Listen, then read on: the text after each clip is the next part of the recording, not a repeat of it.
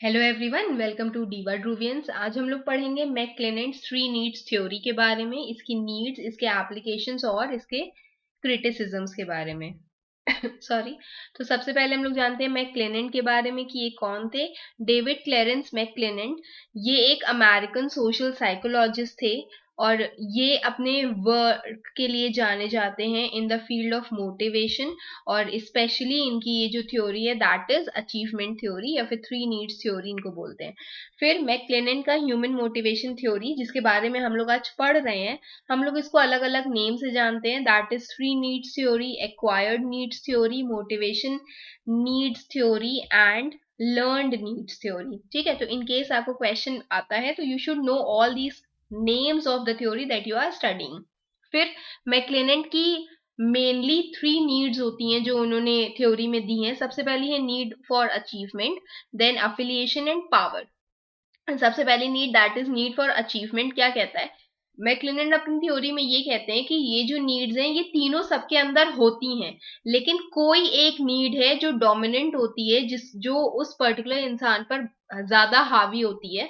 सबसे पहले आती है नीड फॉर अचीवमेंट। एक पर्सन अगर उसके अंदर नीड फॉर अचीवमेंट बहुत ज्यादा डोमिनेंट है तो उसको सक्सेस चाहिए अपनी लाइफ में, और कम उसके अंदर क्या होता है, फेलियर का डर उसके अंदर कम होता है। अगर वो अफिलिएशन है, अफिलिएशन ऑब्वियसली जब आप सोशल गैदरिंग्स में ज्यादा इन्वॉल्व होते हो तो हार्मनी नो डिसएग्रीमेंट, मतलब वो यस पर्सन बन करके रहते हैं ऐसे लोग। और कम उनके अंदर क्या होता है, सोशल डिस्टेंसिंग उनके अंदर कम होती है, मतलब कि वो लोगों से दूर नहीं भागते, वो उनके साथ रहना पसंद करते हैं। फिर आती है नीड फॉर पावर, जो आपसे कहती है कि पर्सन के अंदर कंट्रोल या फिर लीडरशिप क्वालिटीज ज्यादा होती है। क्या उसके अंदर कम होता है, दैट इज डिपेंडेंस। ओके, तो ये जो डायग्राम है आप इसको बना सकते हो। और ये नीड फॉर अचीवमेंट हमारी एंटरप्रेन्योरशिप की थ्योरी भी कंसिडर की जाती है। फिर इनकी थ्री नीड्स थ्योरी का इंट्रो यहाँ पर दिया हुआ है, जिसमें लिखा हुआ है कि थ्री नीड्स थ्योरी, जिसको हम नीड थ्योरी भी कहते हैं, वो डेविड मैकक्लेनेंट की one of the best known theories है। ये मैकक्लेनेंट एक हार्वर्ड के प्रोफेसर थे जिन्होंने 30 इयर्स, ऑलमोस्ट 30 इयर्स उन्होंने स्पेंड किए थे रिसर्च ऑन मोटिवेशन पे। And he sought to understand कि मतलब what is human nature, and he has developed various tools to measure कि people अपनी choices जो है वो कैसे बनाते हैं। तो फिर इनकी जो थ्री नीड्स थी of the theory, that was power, affiliation and achievement. और उसमें उन्होंने बोला है कि एक ट्रेट हमेशा डोमिनेंट होता है, भले ही जितने भी अदर नीड्स हो वो इंसान के अंदर होती हैं, लेकिन कोई एक ट्रेट होता है जो ज्यादा होता है। फिर इसमें इन्होंने लिखा था कि कई सारी थ्योरीज हैं that examine motivation, some of which have similar elements to McClelland's theory. For example, इनका जो achievement model है, McClelland study those who try to be better and achieve more. This is similar to Herzberg's ideas on how high and low achievers, as well ideas on how high and low achievers, as well as Maslow's theory of self actualization. मतलब Herzberg की theory से ये match करती है, जैसे उनकी जो theory थी जिसमें हाई और लो अचीवर्स के बारे में बताया गया था, और मैस्लो की theory that is related to self actualisation.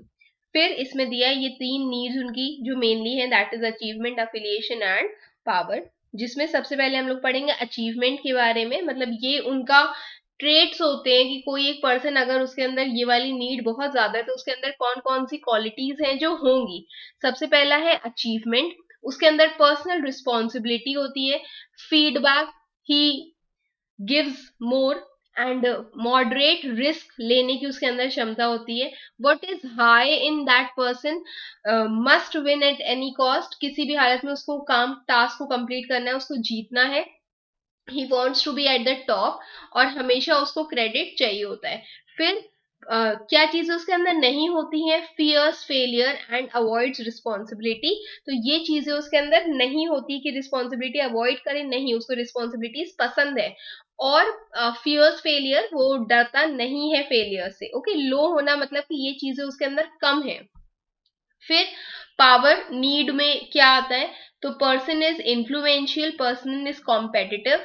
उसके अंदर ज्यादा क्या होता है, he demands high blind loyalty and harmony, उसको सुख शांति चाहिए, और वो ये अज्यूम करता है कि जो भी उस पर्टिकुलर लीडर के जो टीम मेंबर्स हैं वो उस लीडर से बहुत ज्यादा लॉयल रहे, एंड वो किसी भी प्रकार का डिसअग्रीमेंट टॉलरेट नहीं कर सकता। फिर लिखा हुआ है कम, इसमें क्या है, रिमेन्स अलूफ, मतलब ऐसा नहीं कि वो एकदम अलग रहना पसंद करता है, सोशल डिस्टेंस मेंटेन करता है, ऐसा भी नहीं है।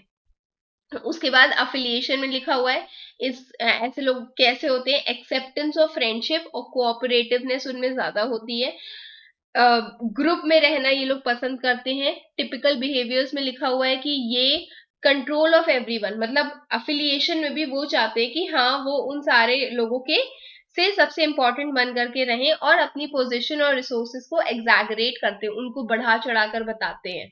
फिर लो, इनके अंदर कम क्या होता है, they are very less dependent, वो दूसरों पर निर्भर कम होते हैं, और मिनिमाइज देयर, अपनी पोजीशन को कम मतलब कम रखना पसंद नहीं करते हैं, तो वो ऐसे नहीं होते हैं। वो टॉप पर, अगर वो साथ में भी हैं, ग्रुप में भी है, तो भी वो लोगों से एकदम टॉप पर रहना पसंद करते हैं। फिर नेक्स्ट इज पावर मोटिव, जिसको हम थोड़ा सा और एग्जांपल्स के साथ समझते हैं। तो इसमें लिखा हुआ है कि हिटलर, जिसका यहाँ पर एग्जांपल दिया था कि अगर हम पावर मोटिव की बात करें तो लोगों के अंदर ये वाला एग्जांपल आएगा हिटलर के बारे में, बट पावर मोटिव में यहाँ पर ये बोला गया है कि ये एक्चुअली माइल्ड फॉर्म लिया गया है यहाँ पर कोच या फिर लीडर का। जैसे हम एकदम ही नहीं कि एकदम डिक्टेटरशिप वाली क्वालिटी उस पर्सन के अंदर हो, ऐसा नहीं है। लीडर पर्सन, जो पर्सन है वो लीडर होना चाहिए, डिक्टेटर नहीं होना चाहिए। मोटिवेट करे अदर्स को, रिस्पॉन्सिबिलिटी को डेलीगेट करे, और जो भी उसके इर्द गिर्द है उनको इन्फ्लुएंस करना चाहिए। तो कोच एक अच्छा एग्जाम्पल है इस केस में, कि अगर एक पर्सन है जिसके अंदर पावर मोटिव है, तो ही इज अ पर्सन जो एक अच्छा लीडर बन सकता है, ना कि एक अच्छा dictator. And do their job while they assess the situation and make decision, तो जो लोग हैं वो ढंग से काम करें और जो डिसीजन है वो सही से ले। प्लेयर्स और employees are aware of their responsibilities and are highly skilled to perform them. तो इसमें ये अज्यूम किया जाता है कि जो भी प्लेयर्स और एम्प्लॉयज हैं, अगर उनके अंदर ये पावर मोटिव है, तो they know what are their responsibilities, और वो बहुत स्किल्ड कंसिडर किए जाते हैं अपनी जॉब को परफॉर्म करने के लिए। Next is the achievement motive. Achievement motive, अगर किसी कोई पर्सन है जिसके अंदर ये वाला नीड है, तो they are motivated to do better for the sake of doing so. वो ये काम कर रहे हैं इसलिए नहीं क्योंकि किसी लीडर ने उनको बोला है, वो इसलिए कर रहे हैं क्योंकि they know they are very good at that. They hope कि अपनी खुद की एक्सपेक्टेशन है वो एक्सीड करेंगे, and are pleased when they surpass their peers, और उनको अच्छा लगता है जब वो कॉम्पिटिटिवनेस में दूसरों से आगे बढ़ जाते हैं, कंपटीशन में वो लोग आगे बढ़ जाते हैं। इनको चैलेंजेस पसंद होते हैं, एंड वो चाहते हैं कि उनको वो जो सक्सेस उनको मिली है उसका क्रेडिट भी उन्हीं को ही चाहे। अचीवमेंट ओरिएंटेड इंडिविजुअल्स कैसे होते हैं, वो सिचुएशंस को चेंज करना पसंद करते हैं, या फिर लोकेशन को, अगर उनको पता है कि ये प्लेस या फिर ये जो जगह उनको मतलब it is not satisfying their needs।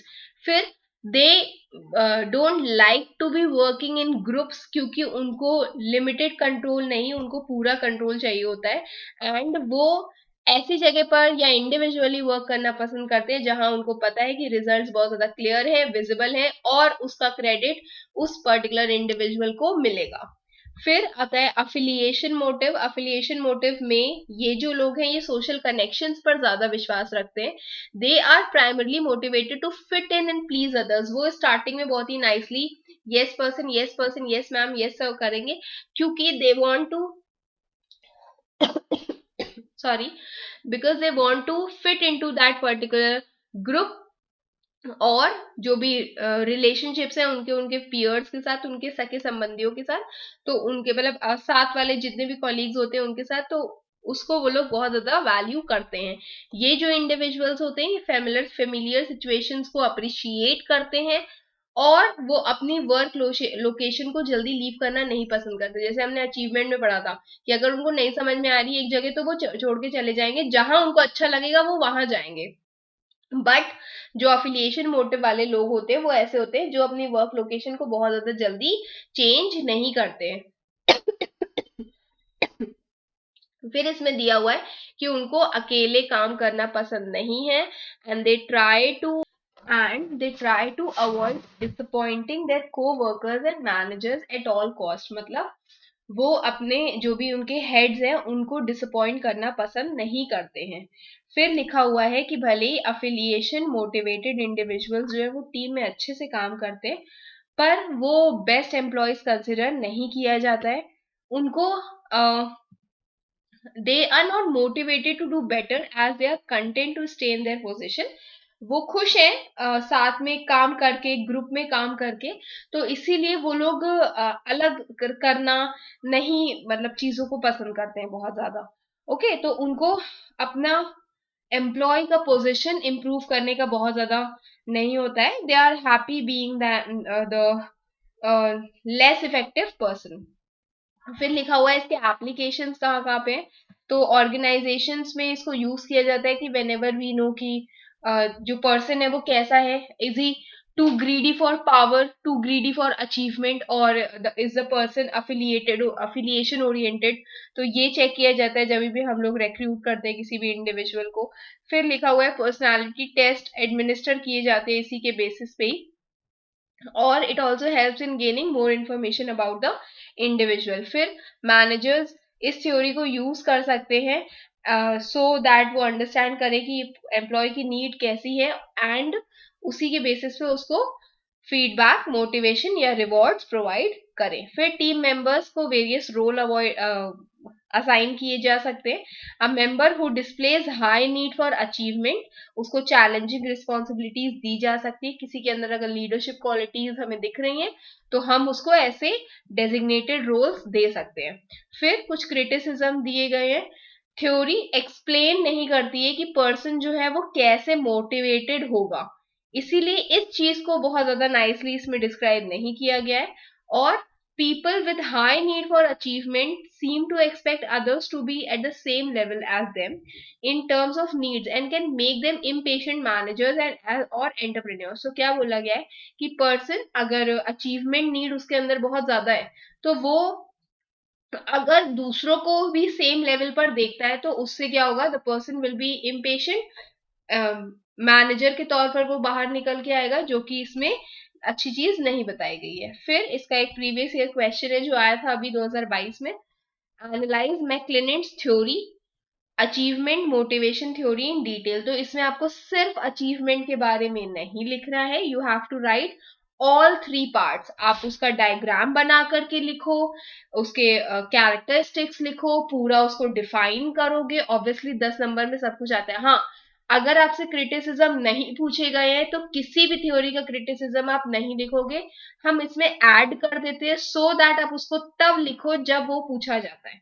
Advantages भी आपकी इच्छा, आप उसको लिख सकते हो. हाई ऑर्डर मार्क्स में वो आ जाएगा कि चलो पर्सन ने एक और उसमें पॉइंट ऐड कर दिया. But criticisms you are not suppose to write until it is asked. Okay, so that's all for today. I hope you all have understood. Best wishes for your exams. Thank you.